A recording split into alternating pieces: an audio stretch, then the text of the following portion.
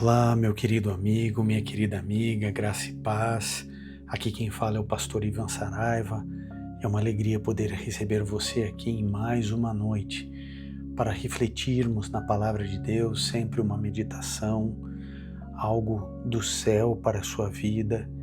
Então agora é o momento de você respirar fundo, é hora de você se acalmar. Fique comigo aqui até o final, quero orar por você e com você.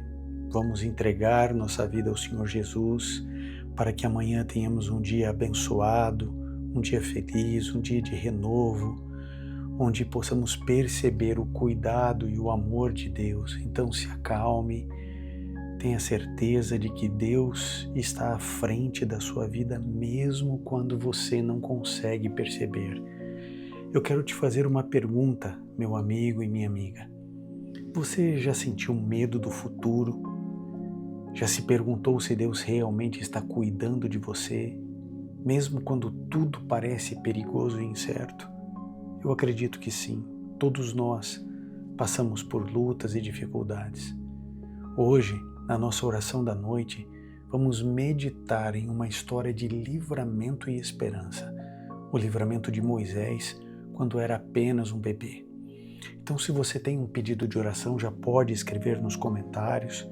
Eu quero orar por você, interceder pela sua vida. Eu e todos aqui do ministério vamos entrar nos comentários e orar, interceder pela sua vida. Se você precisa de oração, se você deseja que eu ore por você, é muito simples. Venha nos comentários, escreva oração da noite e faça o seu clamor, faça o seu pedido de oração. Nós vamos fazer 2 orações e eu e você temos a certeza de que Deus irá nos livrar.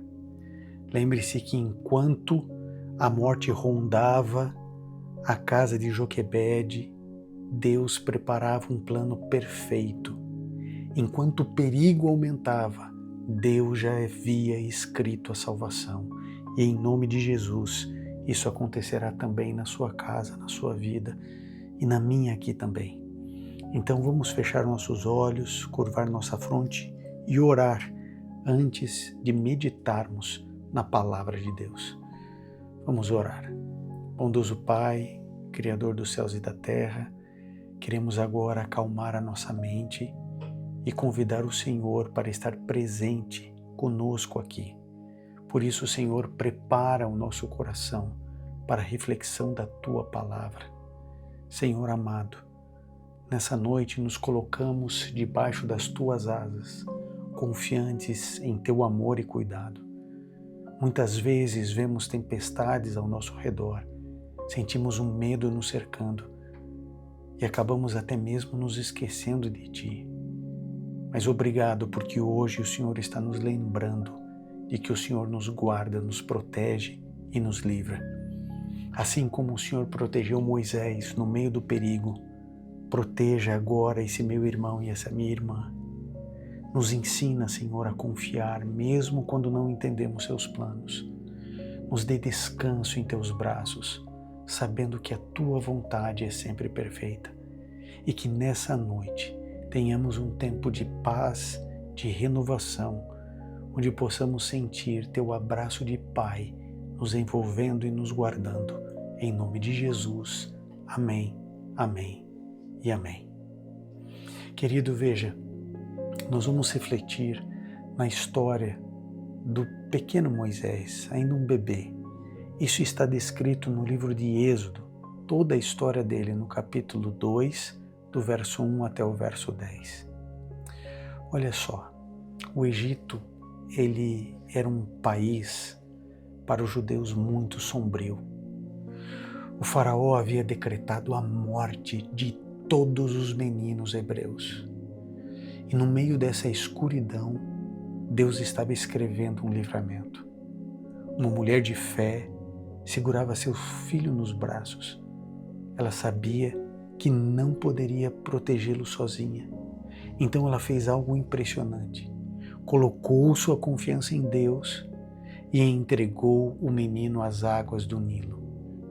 Ali a gente encontra um cesto de esperança. Moisés não foi lançado nas águas como um perdido, mas sim como um enviado. Ele não foi deixado ao acaso, mas colocado nas mãos de Deus. A correnteza parecia forte, mas Deus guiava aquele pequeno cesto até o destino certo. A gente vê aqui a mão de Deus na história. Enquanto o pequeno barco de junco navegava, os olhos de Deus estavam sobre ele. Quem encontra o bebê? Você se lembra da história? A própria filha do faraó. E quem o amamenta? A sua própria mãe. E quem o cria? Aqueles que tentavam destruí-lo. Que coisa incrível. Sabe, talvez você esteja hoje navegando por águas incertas, sentindo-se entregue ao acaso, mas lembre-se, Deus está dirigindo a sua história. O mesmo Deus que guardou o indefeso Moisés, guarda você. Você se sente indefeso?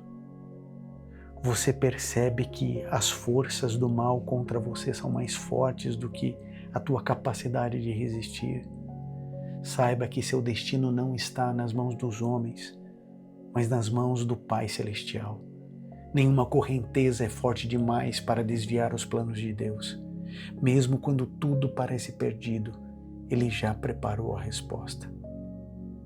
Sabe, Deus é o nosso refúgio e fortaleza. Ele é o socorro bem presente na angústia. Salmo 46, verso 1 declara isso. Isaías 41:10 declara: não temas, pois eu sou contigo, não te assombres, pois eu sou teu Deus. Você pode ter tido um dia muito difícil hoje. Talvez você tenha passado por momentos bem desagradáveis, mas você pode crer que mesmo quando não entendemos, existe um Deus no céu que sabe quem somos e que não irá nos desamparar. Jamais se esqueça do Salmo 91, no verso 11, que diz: porque aos seus anjos Ele dará ordens a teu respeito para que te protejam em todos os teus caminhos. Então você precisa buscar, você precisa clamar. Sabe, não é fácil vencer o pecado que habita em nós.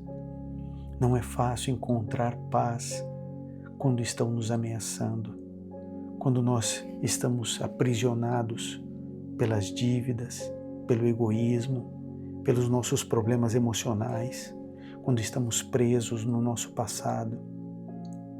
Não é fácil viver do jeito que Deus sonha e quer, mas acredite, é possível.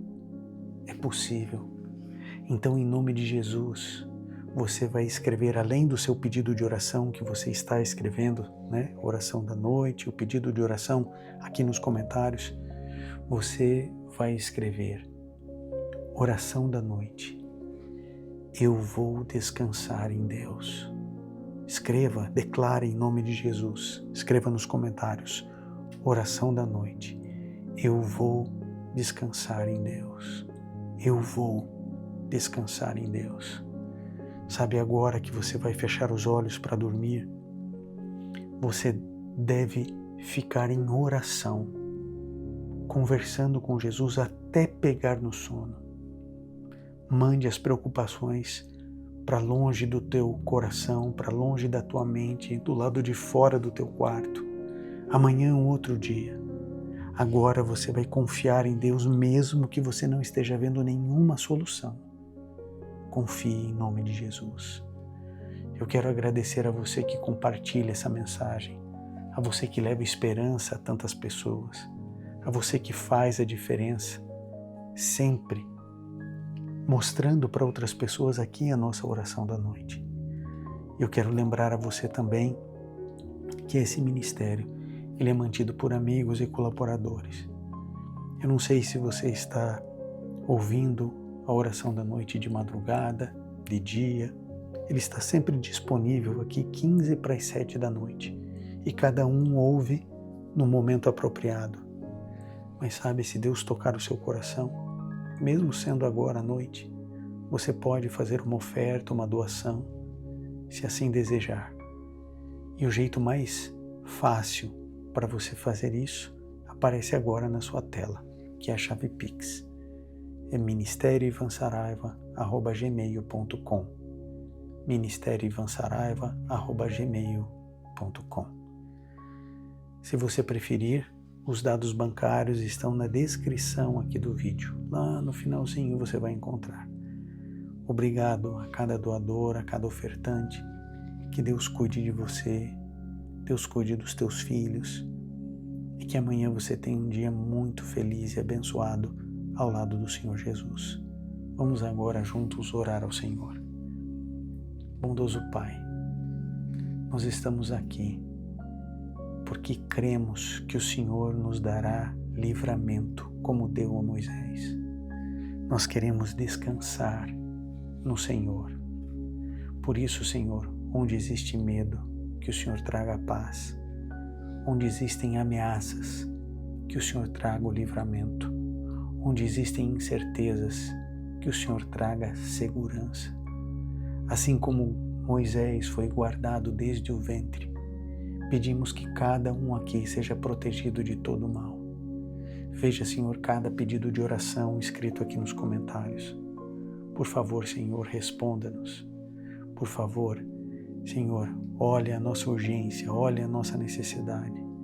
Nós queremos dormir tranquilos, na segurança de que o Senhor não nos abandonou. Perdoe, Senhor, nossos muitos pecados.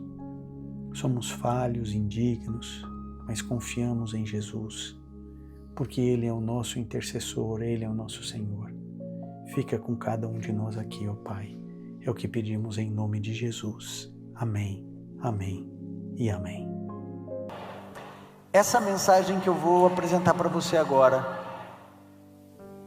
na minha avaliação, é o meu melhor sermão de todos os tempos. Pelo menos para mim, você pode discordar de mim. Mas essa mensagem foi, para mim, a mensagem mais importante que eu já fiz na minha vida. Porque ela é um divisor de águas para mim. E quando eu entendi isso aqui que eu vou falar para você, a minha caminhada cristã mudou. E eu espero que, de alguma maneira, essa mensagem abra a sua mente também. Se você tem sua Bíblia, eu gostaria que você abrisse no livro de João, no capítulo 4, a partir do verso 46. João 4, a partir do verso 46. Se você tem uma Bíblia aí no seu celular, ou se você trouxe fisicamente a sua Bíblia, pode abri-la. Se não, você pode acompanhar comigo, eu vou fazer uma leitura tranquila. E o texto diz assim: Jesus foi outra vez a Caná da Galileia, onde tinha transformado água em vinho. E havia ali um oficial do rei, cujo filho estava doente em Cafarnaum. Quando ouviu dizer que Jesus tinha vindo da Judeia para a Galileia, foi até ele e pediu-lhe que fosse curar seu filho que estava morrendo. Então Jesus lhe disse: se vocês não virem sinais e prodígios, de modo algum crerão. O oficial pediu mais uma vez: Senhor, venha antes que meu filho morra. E Jesus respondeu: vá, teu filho vive. O homem creu na palavra de Jesus e partiu. Quando já estava a caminho, os seus servos vieram ao encontro dele, anunciando-lhe que o filho estava vivo. Então perguntou a que horas o filho havia se sentido melhor, e informaram: ontem, à 1h a febre o deixou. Com isso, o pai reconheceu que aquela era precisamente a hora em que Jesus havia dito a ele: o seu filho vive. E ele e toda a sua casa creram. Este foi o segundo sinal que Jesus fez depois de ir da Judeia para a Galileia. Bom, a primeira coisa que você precisa saber é que Jesus, ele vai para a região da Galileia e aparece um homem na história. Esse homem é o oficial do rei. Por definição, ele não era um soldadinho qualquer, ele era um líder, ele era obviamente cidadão romano, e ele tinha provavelmente muitos soldados sob as suas ordens, e embora ele fosse um líder, embora ele tivesse status, embora ele tivesse um bom nível social, financeiro e cultural, ele tinha um baita de um problema, porque o filho dele estava morrendo. E quando um filho da gente está morrendo, a gente faz qualquer coisa. Eu imagino que aquele homem tentou tudo que a medicina da época, precária, mas tudo que a medicina da época podia fazer, ele tentou. Só que a cada dia o filho dele estava mais perto da morte do que da vida. Então você pode imaginar ele indo num lugar, alguém dando um diagnóstico, alguém dando um tratamento e o tratamento não resolvendo. Aí ele vai em outro lugar, outro tratamento, o tratamento não resolve e o princípio ativo de vida do filho saindo. E aí ele ouve falar de um tal de um curandeiro chamado Jesus de Nazaré. Aquele homem não acreditava nesse negócio de milagre de curandeiro de judeu. Aquele homem, aliás, ele era um pagão. Ele talvez fosse um adorador de Diana, Afrodite, de Baco, não sei. Mas ele era um pagão. Ele cria na mitologia romana. Ele não imaginava que Jesus era Deus em pele humana, Messias, nada disso. Filho prometido, redentor da raça humana, nada disso. Ele era um pagão, desesperado, o filho estava morrendo, e de repente em algum momento ele chegou na casa dele e falou o seguinte: ó, eu ouvi falar de um tal de Jesus de Nazaré que está até levantando o defunto, e eu vou atrás dele. E eu imagino que alguém deve ter tido um pouco mais de bom senso e dito assim: amigo, não faça isso, você é um homem estudado, você é um homem respeitado, você não pode sair atrás de um curandeiro, teu filho está morrendo. Já imaginou se você no meio da viagem, teu filho morre e você nem aqui estava? Não faça uma coisa dessa, isso aí é mentira, isso aí é conversa, não vá atrás desse homem. É mais ou menos assim, é como se o teu filho estivesse morrendo, e nenhum médico conseguisse resolver o problema, e você já tivesse feito o pedido de oração na igreja, e está todo mundo orando, e você já jejuou, e você já foi no médico, no outro médico, você já levou para São Paulo, já levou para o Rio, já levou para tudo quanto é lugar, e teu filho está morrendo, e você ouve falar que lá em Maués, no interior da Amazonas, tem uma mulher que faz uma garrafada, que levanta defunto. Você não acredita nisso, você não acredita. De repente você está vendo o teu filho morrer e você fala assim: eu vou atrás da mulher. E aí a tua família, nós está ficando louco? Você vai pegar garrafada de mulher no meio da Amazônia, você não quer nem saber, você compra passagem e vai. 3 dias depois você está com 6 garrafas PET verde em casa. Porque quando o filho está morrendo, meu amigo, a gente faz qualquer coisa. Qualquer coisa. E aquele homem fez exatamente isso. Ele não quis saber de nada nem de ninguém. A distância de Cafarnaum até Caná da Galileia, 35 quilômetros. Ele deve ter pego o melhor cavalo dele, ele foi atrás desse Jesus de Nazaré, desse Jesus chamado Cristo, que estava curando, porque Jesus era o profeta da hora, era o profeta do momento. E todo mundo ia atrás do profeta da hora, do profeta do momento, como nos nossos dias a gente faz aqui no Brasil. A gente tem os ministérios da hora, os ministérios do momento, é assim que a gente faz. Teve uma época que tinha que ser uma igreja com propósito, né? Rick Warren lança lá a igreja com propósito, e todo mundo tem que ler o livro A Igreja com Propósito, porque se a igreja não tiver propósito, não serve para mais nada, porque é a modinha. Aí daqui a pouco o Hillsong lança lá um ministério de louvor, aí é só ministério de louvor, que é moda. Hoje a moda é stand-up, o indivíduo é engraçado, arrasta multidões, vai para lugar com 20 mil, 30, 40 mil pessoas, porque é a moda do momento. Jesus era o profeta do momento, só que havia uma teologia errada. Essa teologia dentro do judaísmo, ela foi deturpada no decorrer dos séculos, e ela começou com o ministério de Elias e de Eliseu, que se acreditava que o profeta tinha poder. Se o profeta falasse ou o profeta tocasse, estava tudo resolvido. Havia poder no profeta, era como se Deus pegasse um pedaço do poder dele, colocasse no profeta, e agora o profeta fala, faz e acontece. E essa teologia chegou até a época de Jesus e chega até os nossos dias. E até hoje se acredita que um líder religioso, ele tem o poder de abençoar. Você liga a televisão, ouve o rádio, o indivíduo diz assim: venha na minha igreja porque eu vou te abençoar.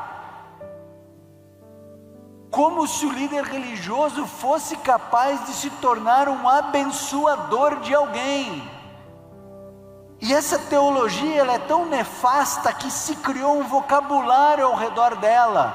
E o indivíduo pega e diz o seguinte: olha o vocabulário que é formado. Eu determino, já viu isso? Eu determino, eu repreendo, está amarrado, eu recebo, como se no indivíduo existisse um poder diferente do poder que existe nos outros. Essa teologia diz que há poder naquilo que a gente fala. Eu me lembro que a minha avó dizia isso para mim. Eu falava alguma besteira, ela falava assim: vira essa boca para lá. Porque se eu falasse para lá, não pegava. Ela falava assim: ó, vira a boca para lá, ainda batia na madeira. Lembra disso? 3 batidinhas. Você acreditar que existe poder sobrenatural quando você fala, ou qualquer pessoa fala, é da mesma ordem de loucura do indivíduo que chega e diz para você assim: ó, quando você for cruzar um cheque, você tem que cruzar daqui para cá, porque se cruzar de lá, daqui para lá, o dinheiro vai. Se você cruzar para cá, o dinheiro vem. Você entendeu? Porque você é pobre até hoje, né? Sempre cruzou para lá. Eu vou exemplificar isso aqui.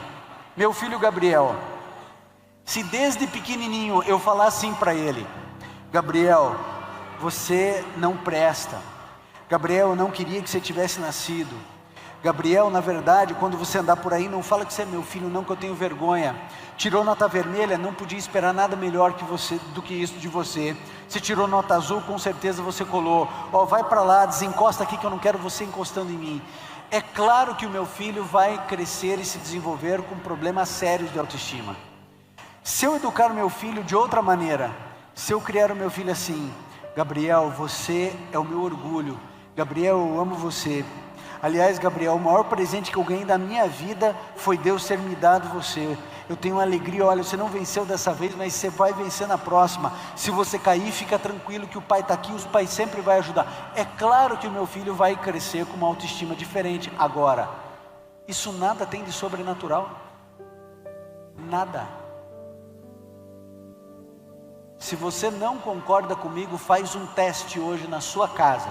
Você vai chegar na tua casa, para a primeira parede que você encontrar, você vai falar assim: cai parede, cai parede, cai a parede, parede, caia. Aliás, você pode até mudar o tom da voz: cai a parede, parede, cai agora. Aí você fica o tempo que você quiser, depois você me conta o que aconteceu com a tua parede. Não há poder sobrenatural em nenhum líder religioso. Não há poder sobrenatural quando você fala, nem quando eu falo. Eu era pastor no Mato Grosso do Sul, e aconteceu uma situação, eu atendia tudo quanto é gente, de tudo quanto é denominação, e acharam meu telefone, falando assim: pastor, por favor, venha no hospital, tem um rapaz aqui que levou uma rodada de cavalo, o cavalo caiu na cabeça dele, ele está na UTI, o senhor precisa vir aqui. Larguei tudo que eu estava fazendo, eu fui para o hospital, todo mundo já me conhecia no hospital, tinha acesso para entrar em qualquer lugar daquele hospital. E quando eu chego lá, eu encontro 2 irmãs desesperadas, e a irmã mais velha chegou e falou assim: pastor, é o seguinte, ele precisa operar a cabeça, mas ele está tendo convulsões, e enquanto ele não estabilizar essas convulsões, não dá para operar. Então, pastor, entra lá na UTI e determina que a convulsão pare. Quando ela falou isso, eu pensei: cadê o buraco para eu me esconder? Gente, vocês acham que eu não queria ter esse poder? Sofia está com febre, eu falo assim, eu repreendo essa febre em nome de Jesus. Ela levanta e vai brincar. Nunca mais ia comprar alívio na minha vida. E a cara, aquela miséria.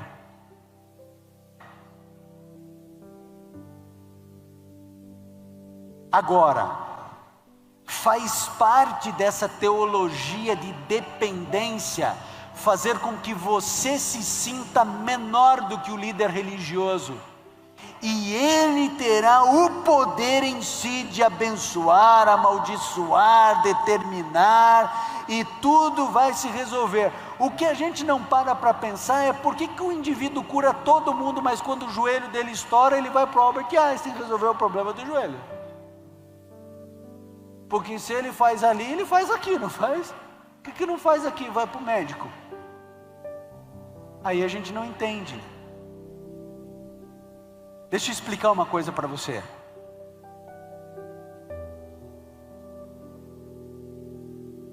Eu tenho 1.200.000 seguidores no Facebook. Já bateu essa semana aí 410 mil seguidores no Instagram, 400 mil no YouTube. Posso falar uma coisa para você? Eu tenho os mesmos problemas que você, e eu não sou um filhinho especial de Jesus. Tem dia que eu não tenho vontade de ler a Bíblia. Tem dia que a minha vontade é ficar assistindo série no Netflix o dia inteiro, das 8 da manhã às 8 da noite. Tem dia que eu não quero comer brócolis. Tem dia que eu quero um balde de sorvete desse tamanho assim, ó. A minha família tem problema, meus filhos não são perfeitos. Às vezes eu tenho vontade de esganar os dois. Você já teve essa vontade? De esganar o filho? Mas lembro de uma vez ter assistido um palestrante, ele falou assim, ó, que quando os nossos filhinhos são pequenininhos, são bebezinhos, é a coisa mais gostosa do mundo, né? Da vontade de comer assim, né? Aí quando chega na adolescência a gente pensa, por que eu não comi?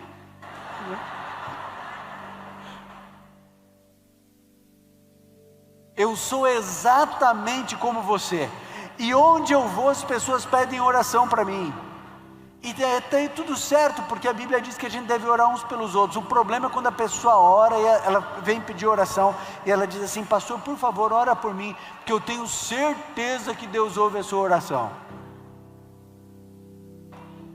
O que a pessoa acha? Que eu tenho um atalho no céu que você não tem? Não, o Ivan, ele tem um caminho aqui, ó. Você acha que Deus fala assim, bom, esse aqui é consagradinho, eu vou ouvir. Esse aqui é pecadorzinho, não vou ouvir. Você acha que é assim? Amigo, pelo amor de Deus, você é melhor do que toda essa confusão religiosa que está aí. Agora perceba, aquele oficial do rei, ele era um pagão, idólatra, não acreditava em Jesus, mas ele teve uma virtude, ele foi no lugar certo, ele foi a Jesus. Você já sabe qual que é o seu problema, né? Você foi para a igreja, você foi para o pequeno grupo, você foi para o jejum, você foi para a corrente de oração, você foi ouvir sermão meu no YouTube, não foi para Jesus. E é claro que você não foi para Jesus, é claro. E eu não estou falando isso para te machucar ou para te ofender, não. É claro que você não foi para Jesus, sabe por quê? Porque Jesus não mente. Jesus Cristo disse, aqueles que vierem a mim, de modo algum os lançarei fora. Então se você está desesperado, angustiado, cheio de nervosismo, se você não consegue dormir, se os problemas são maiores do que a tua capacidade de resolução, é porque você tentou tudo, menos a única coisa que ia resolver o teu problema. Teu problema não é o ano bíblico. Teu problema não é estudar a lição dominical, lição de escola sabatina. Teu problema não é esse. Teu problema não é assistir o videozinho ou não assistir o videozinho. Teu problema é que um único lugar tem a solução para você. E esse lugar é uma pessoa, esse lugar é Jesus. E quando você for verdadeiramente a Jesus, aí você vai entender o que aconteceu na história desse milagre. Por quê? Porque aquele homem, ele chega a Jesus com a teologia errada, com falta de crença, ele não acreditava, e ele traz a Jesus 3 problemas. Jesus, vem comigo rápido. Por quê? Senhor, porque é o seguinte, meu filho está morrendo, e tem uma distância. Ele traz 3 problemas. Quando ele declara essa frase, Senhor, venha antes que meu filho morra, ele estava dizendo assim, tem 3 problemas para o Senhor resolver. Primeiro deles, o tempo. Eu demorei aqui 1h30 para chegar, vai demorar 2 porque o cavalo está cansado. 2 horas, o Senhor tem um problema do tempo. Segundo problema, distância, 35 quilômetros, a gente tem que percorrer essa distância. E terceiro problema é a gravidade da doença do meu filho, antes que ele morra. Ou seja, aquele homem não tinha a menor ideia de com quem ele estava falando. Ele estava falando com o dono do tempo, ele estava falando com o dono da geografia, ele estava falando com o dono da vida. Mas na cabeça daquele homem, ele tinha solução para o problema do filho. Qual que era a solução? Jesus, sobe na garupa, nós vamos correr 35 quilômetros a todo vapor, aí o Senhor vai falar e vai tocar, olha a teologia errada, você vai tocar ou vai falar, e aí vai tudo se resolver. Na cabeça dele, Jesus ia subir na garupa, e ele ia correr com Jesus assim, ó.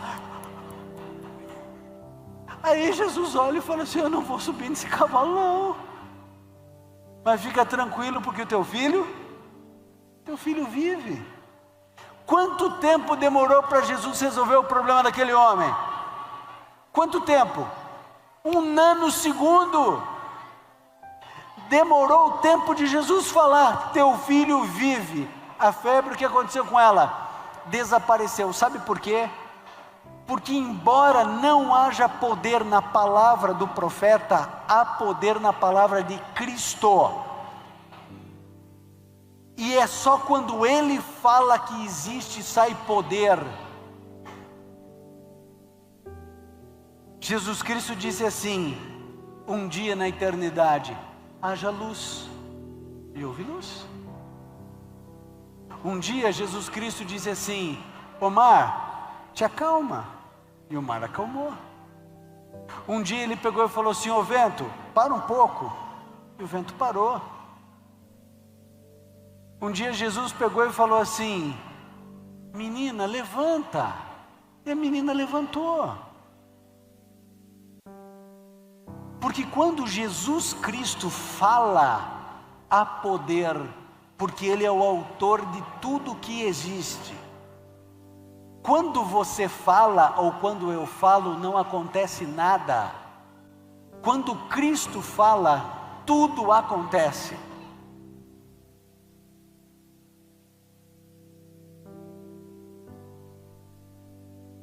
Existe um homem chamado Jefferson Turbay Braga.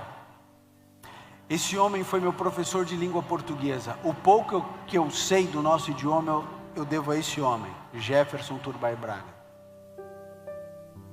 Esse homem, antes de encontrar-se com Jesus, ele vivia uma vida louca, uma vida bandida.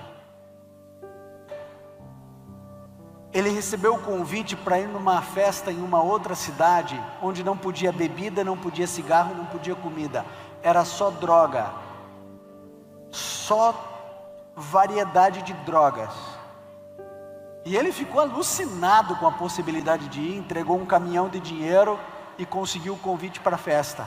Foi, e ele experimentou tanta droga que ele nem tinha ouvido falar, que em meia hora de festa, ele já sai louco pela rua, sentindo a overdose, e ele percebe que vai morrer no meio de uma praça de uma cidade desconhecida de madrugada. Esse homem clama a um Deus que ele não acreditava porque ele era ateu, e ele diz assim, se o Senhor existe, o Senhor salva a minha vida porque eu vou morrer aqui. E ele cai inconsciente, ele passa 48 horas como um indigente numa praça, desaparecido da família e dos amigos, ninguém achava ele. Quando esse homem levanta, depois de 2 dias, ele não tinha vício nenhum. Mas quando você conversa com ele, ele diz que antes de perder a consciência, ele ouviu Jesus falando com ele, dizendo, você vai viver. Se você pegar um programa da Novo Tempo chamado 180 Graus, quem apresenta esse programa é Creriane, e ela entrevista pessoas que tiveram a vida transformada. Foi uma mulher de Brasília, vida louca, problema dela, cocaína, cheirando e injetando, só isso. Não era maconha, não era heroína, não era crack, só cocaína. Nunca traiu o marido, só cocaína. 3 crianças em casa, vivia a vida louca. Começou a ganhar muito dinheiro, comissionada. Ela começou a ganhar muito dinheiro e ela usava tudo para droga. Largou família, abandonou casa, abandonou tudo, foi viver em droga. E um dia ela tinha cheirado tanta cocaína, carne viva nas narinas, andando alucinada no plano piloto em Brasília. Ela é incapaz de controlar suas necessidades e ela se urina inteira dentro do carro. Para o carro e começa a andar como uma leoa no meio do nada, no meio da cidade. Começa a andar como uma leoa. Ela sente que vai morrer, ela clama a Deus antes de entrar em coma. Ela clama a Deus e perde a consciência e fica dias e dias em coma. Quando essa mulher sai do coma, ela não tinha memória da sensação de se cheirar cocaína. Você sabe o que é isso? O nome disso é cura das memórias. Jesus tem a capacidade de entrar na sua estrutura e mudar o seu DNA. Todos os traumas e complexos herdados ou adquiridos na vida, uma palavra de Cristo, e Ele entra na sua estrutura genética e Ele muda tudo. Ele entra no seu passado e conserta tudo. Você não pode voltar ao passado, mas o dono do tempo pode entrar dentro da sua alma, em lugares que você não pode acessar, e Ele é capaz de reescrever sua história. Mas você precisa ir a Jesus, não é igreja, não é líder religioso, não é jejum, não é leitura da Bíblia. Você precisa ir a Cristo, porque você precisa entender uma coisa: você não é um bibliólatra, você é um cristão. Quem é maior, Jesus ou a Bíblia? Jesus ou a Bíblia? Vá a Cristo, vá a Jesus. Mãe, você que está desesperada porque teu filho e a tua filha estão morrendo no mundo, para de pedir oração na igreja e terceirizar a tua responsabilidade. É o teu joelho diante de Jesus que precisa ir. Pega o cavalo, anda 35 quilômetros, come poeira, não vai no banheiro, mas você vai a Jesus e diz: venha antes que minha filha morra. Aí a gente tem um outro problema, porque a gente quer apresentar para Jesus a solução que Ele tem que dar, porque na verdade a gente não está interessado em Deus, a gente está interessado no poder dEle, nos milagres dEle. É mais ou menos como se a gente orasse e falasse assim: Senhor, é o seguinte, eu estou precisando de um negócio aqui que eu não estou conseguindo resolver, porque se eu tivesse o teu poder e resolvesse, de forma alguma eu estava lhe incomodando agora. Se eu tivesse o poder que o Senhor tem, eu jamais lhe incomodaria. Aquele homem não queria ser amiguinho de Jesus, viu? Aquele homem não queria ser discípulo de Jesus. Aquele homem tinha um baita de um problema. O filho dele estava à beira da morte. Ele estava desesperado, como um pai de boca seca, dizendo: pelo amor de qualquer coisa, pelo amor de Afrodite, pelo amor de Diana, pelo amor de Baco, pelo amor, que era o que ele cria, pelo amor dos céus, do sol, da lua, salva o meu filho. Eu não sei quem que o Senhor é, mas o Senhor está ressuscitando o morto, o Senhor está dizendo que o Senhor está andando sobre a água. Então, se o Senhor pode fazer alguma coisa, faz alguma coisa por mim. Ele só levou a dor dele. Ele tinha uma teologia errada, uma crença errada, mas ele vai ao lugar certo. A nossa luta precisa ser ir à pessoa certa, ao lugar certo. E aí, a partir de agora, eu preciso que você preste muita atenção no que eu vou te dizer, porque o que eu vou te dizer você nunca ouviu falar em lugar nenhum. Isso significa dizer que você vai ter que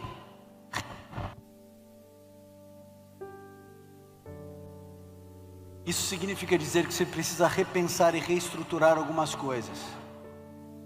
Perceba que esse homem, ele chega a Jesus, ele não tem fé em Jesus, sim ou não? Sim, ele não tem fé em Jesus. Ele não sabe quem é Jesus. Ele é um pagão. Ele chega a Jesus e faz o pedido. Aí Cristo falou: o teu filho vive. E depois que Cristo falou, aí então, depois que Cristo falou, a Bíblia diz que aquele homem creu. Isso significa dizer que a fé, ela vem depois da palavra de Cristo. A fé não antecede a palavra de Cristo. Primeiro vem a palavra, depois a fé. Não é exatamente isso que a Bíblia diz? A fé vem pelo ouvir, e ouvir a palavra de Deus, de Cristo. Como que a fé vem? É quando a gente ouve Cristo falar. Então, essa historinha que contam pra gente, que o fulano é um homem de fé, que aquela é uma mulher de fé, isso é uma grande balela. Nós não temos fé. A humanidade, a raça que você pertence, a raça humana, não detém em si fé. Fé é a certeza do que se espera e a convicção do que não se vê. A gente não tem isso. A gente recebe isso. Ok? Você quer ver? Vou mostrar isso com a base bíblica. Jesus Cristo disse assim: se vocês tiverem fé do tamanho de um grão de mostarda, vocês vão falar para esse monte: sai daqui, lança-te ao mar, e tal sucederá. Vocês estão vendo alguém jogar um monte no mar? Aqui em Macaé, Cabo Frio, Búzios, Angra, Vitória, Salvador, já viu? Já viu alguém dizendo assim: ô Cordilheira dos Andes, vai trocar de lugar com a Cordilheira do Himalaia? Já viu? Monte Fuji, troca de lugar com o Everest, já viu? Jesus não está dizendo que a sua fé e a minha fé é pequena. Ele está dizendo que a gente não tem fé. Ele diz claramente: se você tivesse fé, que você não tem, desse tamanico, você já ia fazer coisas sobrenaturais. Você ia mudar a topografia do mundo. Aliás, o que a Bíblia diz? Nós somos salvos pela graça, mediante a fé, e isso não provém de vós. Então, quando você chega e diz assim para mim: mas pastor, eu oro, mas eu não consigo orar com fé. Sabe o que eu digo para você? Bem-vindo ao clube. Pega a senha, entra na fila, porque é exatamente assim que eu oro, sem fé. Aí você fala assim: mas pastor, a Bíblia diz que sem fé é impossível agradar a Deus. Então a gente precisa ter a fé. Mas como se eu não tenho a fé? Então eu tenho que ir a Cristo, porque depois que Cristo fala, Ele concede a fé. E depois a fé, ela produz uma palavra chamada descanso. A fé produz descanso. Já aconteceu de você estar orando, clamando, e de repente você sentiu uma paz no seu coração? Quem já viveu essa situação? Essa paz, esse descanso, ele é produzido pela fé. É porque Jesus de alguma maneira falou com você, Ele outorgou a fé, e a fé produziu o descanso. Se você está angustiado com alguma coisa, se você está nervoso, ansioso, preocupado, com medo, inseguro diante de alguma coisa, eu faço um caminho de retrocesso e digo: você só está assim porque você não foi a Cristo. Porque Jesus Cristo disse: aqueles que vierem a mim, de modo algum os lançarei fora. E quando a gente vai a Cristo, o que acontece? Ele produz a fé dentro em nós, porque a Bíblia diz que Cristo falou e aí então o homem creu, e aquela crença promove o descanso. Um dia Jesus subiu no Monte da Transfiguração, Pedro, Tiago e João com ele, os 9 ficaram embaixo, apareceu um pai com um filho endemoniado. Os discípulos tentaram expulsar os demônios, conseguiram ou não conseguiram? Não conseguiram. Jesus Cristo desce, o pai olha para Jesus e diz assim: esse menino é atormentado pelo diabo desde pequenininho, joga no mar, joga na água, joga no fogo para matar esse menino, não consegue falar nem ouvir. Aí ele diz uma coisa interessante, ele olha para Jesus e diz assim: teus discípulos tentaram, não conseguiram nada, se tu podes fazer alguma coisa, faça. Aí Jesus olha para ele e diz assim: como assim? Se eu posso, tudo é possível àquele que crê. Aí o homem, sabe o que diz? Ele diz: eu creio. Verso seguinte: mentira, não creio. Me ajuda a crer. Porque a gente não tem fé. Seja sincero com você, não precisa contar para ninguém não, tá? Quando a gente ora e fala assim: bom, agora que eu orei eu vou resolver o problema. Ou a gente tenta tudo de todas as formas e a gente fala assim: agora só resta orar, tipo assim, não tem mais nada para fazer. Porque a gente não ora com fé. Por que a gente não ora com fé? Porque a gente não tem fé. Então como que a gente faz para ter fé? Porque sem fé é impossível agradar a Deus. A gente vai ao Filho de Deus, a gente vai a Jesus. E Jesus, quando Ele falar com você, Ele vai dar a fé e você vai entrar em repouso e em descanso. Eu vou falar uma coisa aqui que talvez você não saiba sobre a minha vida. Eu nunca quis ser pastor, nunca tive vontade de ser pastor, nunca foi meu sonho, nunca foi meu plano ser pastor. Aliás, as pessoas até hoje olham para mim, quando eu falo que eu sou pastor, elas olham e falam assim: mas você não tem cara de pastor. Eu falo: mas que cara que tem que ter um pastor? Como é que eu não li isso em lugar nenhum? Que cara que tem que ter um pastor? Mas você não tem cara de pastor. E eu me lembro que quando eu fui fazer teologia, você imagine que eu cheguei lá para fazer teologia cabeludo, calça rasgada, 17 anos com cara de 14. Eu tinha outros planos para a minha vida. Na minha cabeça, planos maiores e melhores do que ser pastor. Eu tinha uma linha para seguir, eu tinha um caminho traçado, eu sabia onde eu ia chegar. Eu sempre fui muito determinado em tudo que eu fiz, em tudo que eu me planejei e me propus a fazer.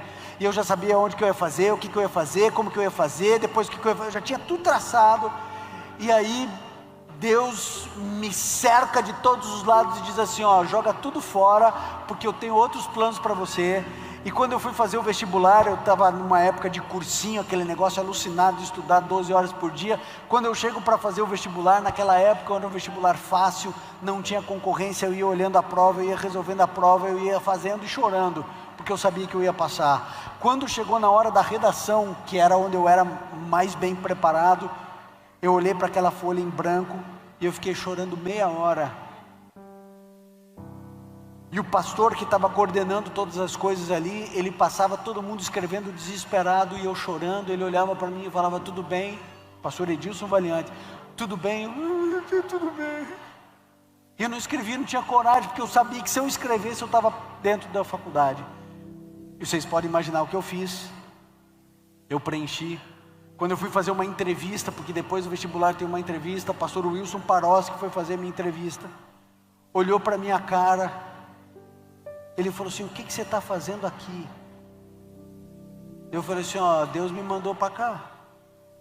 Ele falou assim: mas isso todo mundo que vem aqui diz. Eu falei assim: ó, se o senhor quiser me mandar embora, pode me mandar, que é um favor que o senhor me faz, porque eu não quero estar aqui não, viu? Não tenho o menor interesse de estar aqui, eu estou aqui porque Deus mandou, porque a minha vontade é outra coisa. Se o senhor falar não pode, eu vou falar muito obrigado, eu vou embora para minha casa.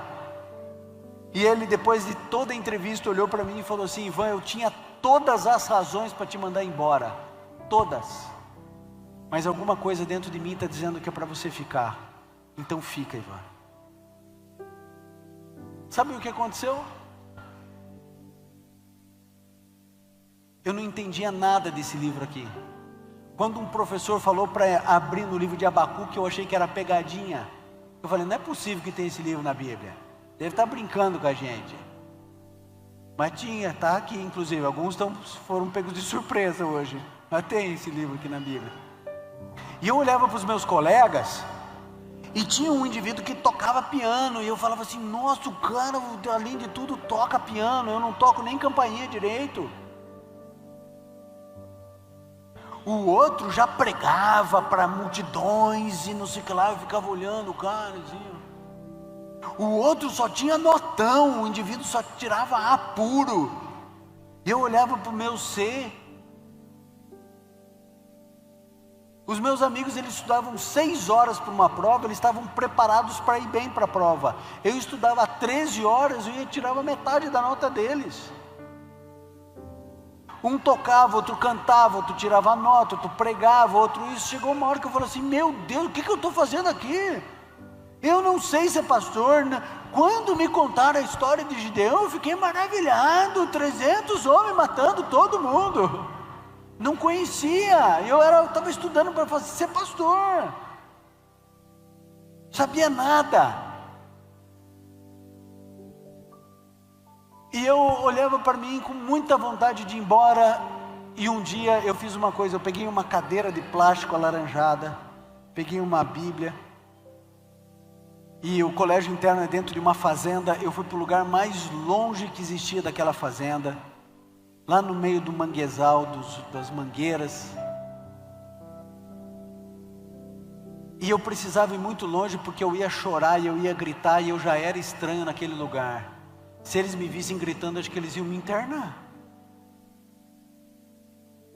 Então eu ia para o meio do mato, eu fui para o meio do mato, e eu cheguei lá às 7:30 da manhã. Manja muçulmano orando com o rosto na terra, era eu. Berrando, chorando, lendo a Bíblia, pedindo para Deus alguma coisa, porque eu ficava pensando, e se tudo isso for uma grande alugação da minha cabeça, Deus nunca me mandou para cá, e eu que me aluguei achando que eu tinha que estar aqui. Eu falei assim, Senhor, eu quero ir embora desse lugar, me deixe ir embora desse lugar, ou o Senhor me prova que eu tenho que ser pastor, ou me libera para eu ir embora, porque eu sou novo ainda, eu tenho muita coisa para fazer, eu não tenho nada que ver com essa fazenda, eu não entendo nada desse livro, eu não entendo nada de teologia, minhas notas são uma vergonha, eu não entendo nada, o Senhor precisa fazer alguma coisa. E eu fiquei chorando e clamando, e o meu rosto inteiro de barro, de terra e lágrima. E você sabe que horas eu saí daquele lugar? Às 11 horas da noite.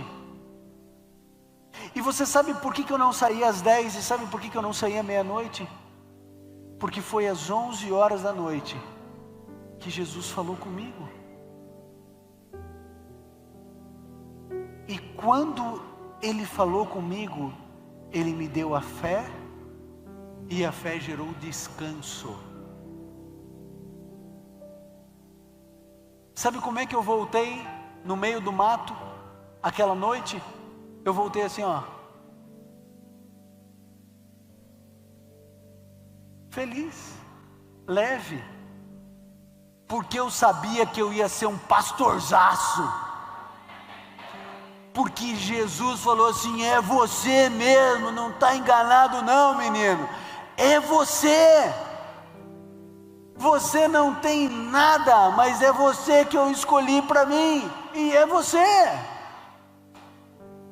E eu tinha muita dificuldade e medo, porque a faculdade era muito cara, minha mãe sozinha com outros 2 filhos na faculdade. Ali eu entendi que quem convida paga a conta. Quem convida paga a conta. Eu terminei o curso de teologia sem dever um único centavo, não sei de onde veio o dinheiro. Eu sei que eu chegava para falar para o tesoureiro da escola, eu tenho uma mensalidade. Ele falou assim, olha, pagaram 5 para você aqui nesse semestre. Quem pagou? Não quer falar. Mas eu não pedi para ninguém. Eu falei assim, não quer saber, está tudo pago, isso aqui é isso aí mesmo. Quantas vezes eu estava estudando na biblioteca, ligação para o Ivan, eu ia lá, o indivíduo falava assim, você não precisa saber quem eu sou, 2 mensalidades pagas para você, muito obrigado, tchau. Voltava lá para estudar. Uma mulher nunca me viu na vida, me ligou e falou assim: eu preciso que você venha aqui em Curitiba. Para quê? Falou assim: porque eu vou pagar o seu semestre. Ah, então eu vou. Fui para Curitiba, ela pegou e escreveu 6 cheques, nunca vi essa mulher na vida, nunca mais vi. Não sei quem é. Fui na empresa dela, ela assinou 6 cheques, ela falou: passar bem, que eu tenho coisa para resolver. Eu também, muito obrigado. Peguei o cheque e entreguei lá. Aí sabe o que aconteceu com os coitados dos meus colegas? Quando eles se formaram, todos tiveram um chamado e um trabalho. Eu não. E eu pensei: como Deus é bom comigo. Os meus colegas já vão trabalhar e eu vou estar de férias. Voltei para casa da minha mãe, com a comidinha, a roupinha lavada. Jesus me deu 3 meses de férias, e os meus amigos ligavam e falavam assim: cara, você não está preocupado? Eu falei assim: eu não fui eu que escolhi para ser pastor. Algum lugar Deus vai me pôr para trabalhar. Agora, ele sabe que eu estou precisando descansar um pouco. Pô, 3 meses de férias? Quem tem isso aqui? Eu tenho, eu tive. Hoje também nunca mais tive, né? Mas ali, é isso. Sabe por quê? Porque quando Jesus fala com você, sabe como é que você sai? Você sai assim, ó. Aquele homem, presta atenção aqui. A Bíblia diz que aquele homem, voltando para casa, os servos dele chegaram falando assim: mestre, mestre, teu filho vive, teu filho vive. E ele falou: eu estou sabendo. Mas como assim? Eu não sei, não tinha celular, gente, não tinha como comunicar. Então, como é que você sabe? Eu falei: não, tranquilo, só me diz uma coisa, quando que o meu filho, a febre foi embora? Ontem, à 1 da tarde. Você prestou atenção no que eu acabei de falar agora ou não? Ontem. Gente, o texto bíblico está dizendo para você e para mim que aquele homem, quando Jesus falou: teu filho vive, está dizendo que ele não subiu no cavalo e saiu correndo para abraçar o filho para ver se era verdade. Ele ficou em Caná da Galileia, porque ele estava em paz. Ele não saiu correndo para casa. Ele foi resolver os problemas dele em Caná, dormiu em Caná, e agora no outro dia, como é que ele está voltando para casa? Está voltando assim, ó. Por quê? Porque ele teve um encontro com Cristo. Quando Cristo fala, ele produz a fé, e a fé gera o descanso. Eu termino a mensagem de agora à tarde, contando para vocês uma outra coisa que você não sabe da minha vida. Eu sempre fui uma criança muito agitada, muito. Para não dizer chata, eu digo agitada. Mas eu tinha as duas coisas. E eu era daquelas crianças que a mãe colocava para dormir com a cabeça aqui e ficava rodando a noite inteira, sabe? Já viu isso? Eu era dessas. E numa noite, a minha mãe não sabia, ninguém sabia, mas eu estava convulsionando. E passou 10 minutos, ninguém viu, 15 minutos, 20 minutos, 30 minutos, 40, 50 minutos, 1 hora, 1 hora e 10, ninguém sabia. Eu estava fritando, estava morrendo, já estava inconsciente, cheguei no hospital em coma. Quando a minha mãe falou assim: mas peraí, esse menino está se mexendo muito, tem alguma coisa errada. Quando ela foi ver, eu já estava em coma. Aí ela ligou para um médico que morava no mesmo prédio que eu, ele aciona uma ambulância com mais agilidade, me colocam dentro de uma UTI e me mandam para o hospital. E na época eu tinha um tio, digo tinha porque ele é falecido, muito rico, rico mesmo, de verdade, assim, não é bem de vida, ricão mesmo. E ele pegou e me mandou para o melhor hospital, com os melhores médicos, com a melhor UTI que existia na época em Curitiba. E aí, aquele negócio todo, aquele desespero. Os médicos, depois de fazerem todos os procedimentos possíveis, reuniram a família e falaram assim: olha, agora depende dele, porque tudo que a medicina podia fazer foi feita, não tem mais o que fazer. E era um baita de um problema, né? A minha tia, muito indignada, falou assim: que história é essa que não tem nada mais para fazer? Sempre tem alguma coisa para fazer. Não tem, dá para botar ele numa UTI aérea, mandar para o Albert Einstein, mas os equipamentos de lá são exatamente os mesmos daqui, e a junta médica lá vive trocando ideia com a gente com eles. Então, mas é a escolha de vocês, façam o que vocês quiserem.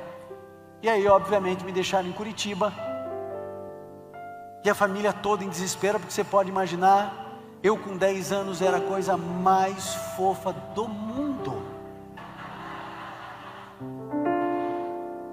Brincadeira, mas é verdade. Aí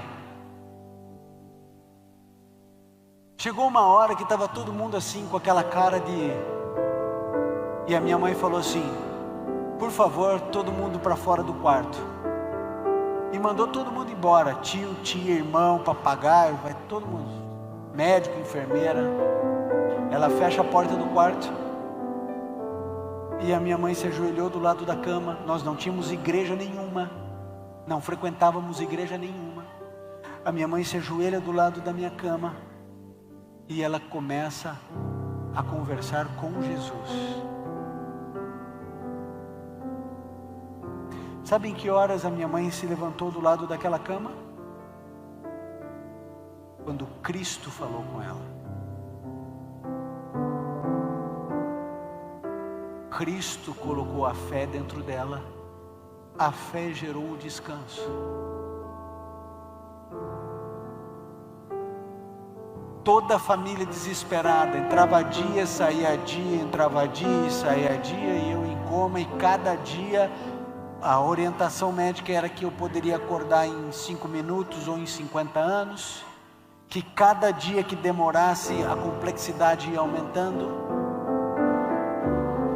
e cada dia que passava as pessoas cada vez mais desesperadas. Mas se você estivesse vivendo essa cena, você ia encontrar uma mulher de 1,63 m, no seu mais perfeito equilíbrio emocional. Conversando com a minha mãe essa semana sobre tudo isso que aconteceu, ela disse assim, que antes de orar, ela desmaiava várias vezes, de pavor. Depois que ela orou, e depois que Cristo falou com ela disse: Deus me deu uma paz.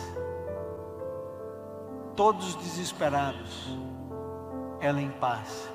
E uma bela manhã, às 10 horas da manhã, eu abri meus olhos, virei para o lado e disse: mãe,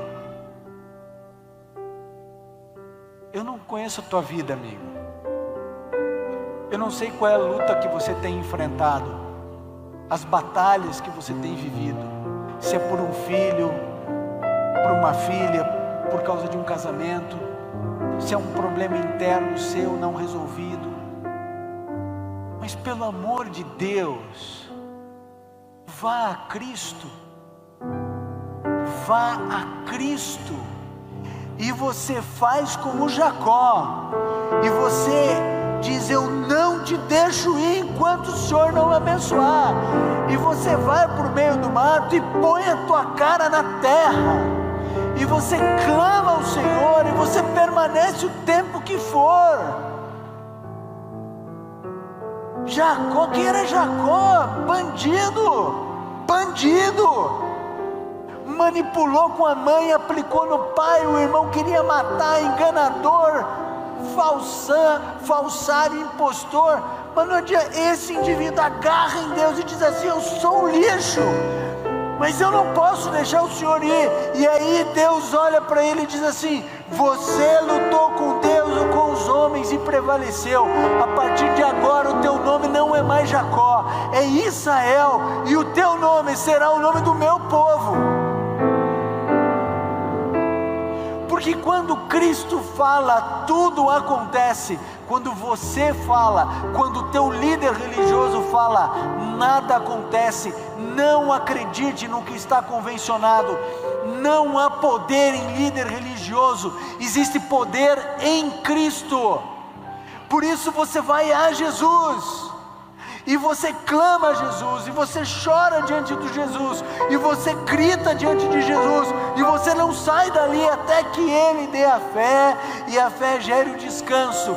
E quando Deus te der o descanso, você vai levantar, você vai enxugar os olhos, as lágrimas dos olhos, e o teu filho pode continuar no meio da droga, e você está em paz, porque você sabe que Ele empenhou a palavra dEle, e que Ele jamais deixou de cumprir uma palavra. E você pode estar com o casamento sendo destruído e indo cada vez mais para o buraco. Se Ele deixou com você a paz dEle, você pode ficar tranquilo, porque Ele é o Senhor dos senhores. E se a doença estiver carcomendo o teu filho, tua filha por dentro, você vai até o Senhor, porque Ele diz: de modo algum os lançarei fora. E você vai receber o descanso e a paz, mesmo que seja no meio do luto. Jesus jamais desprezou qualquer homem ou qualquer mulher, seja uma mulher sírio-fenícia, seja uma mulher considerada imunda porque tinha hemorragia há 12 anos, jamais jogou fora qualquer ser humano. A mulher apanhada em adultério, qualquer um que se chegou a Cristo foi acolhido. Por que raios você acha que você vai ser desprezado? Pastor, minha oração não passa do teto. A minha também não, e nem precisa, porque Jesus está do teu lado. Pastor, mas eu oro sem fé. Eu também oro sem fé, e eu apresento para Deus e para Jesus só a minha dor. Eu não trago minha solução, eu não trago minhas justificativas. Eu digo assim: Senhor, deita teu corpo no chão, põe a tua cara na terra e clama ao teu Salvador.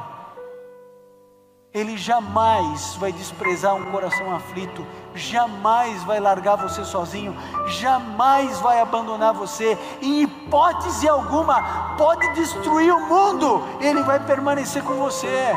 Pode o inferno se levantar contra você, você jamais vai ser atingido, porque quando Ele se levanta, amigo, não existe limites para esse Jesus. Não importa se você é católico, se você é Assembleia de Deus, batista, presbiteriano, adventista, metodista, não importa. Você vai ao mesmo Cristo que eu vou. Então, amigo, permita que Jesus zere o cronômetro da sua vida e refaça tudo que você estragou. Ele tem a capacidade de colocar no lugar tudo que você desarrumou. Ele coloca em ordem tudo que você bagunçou. Ele limpa tudo que você sujou. E Ele faz isso com alegria, porque Ele sabe que a gente é especialista em bagunçar, mas a gente não sabe arrumar a bagunça que a gente fez. Aí Ele vem e coloca tudo em ordem. Ele vem e alinha tudo que eu desalinhei. Ele restaura tudo que eu quebrei. Não há casos perdidos. Ninguém pecou tanto, ninguém foi tão longe que não possa ser alcançado por esse Deus.